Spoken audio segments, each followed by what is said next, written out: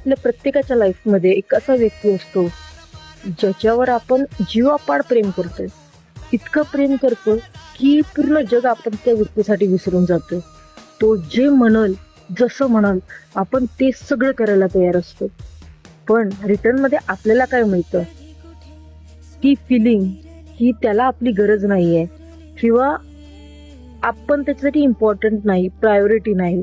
ते आपल्याला दिसत असतं की तो व्यक्ती आपल्याला खेळतोय, छळतोय किंवा आपल्या प्रेमाचा फक्त एक खेळ लावलाय हे आपल्याला दिसतं की त्या माणसाच्या लाईफमध्ये आपण इम्पॉर्टंट नाही, पण आपण ते वळवून घेत नाही.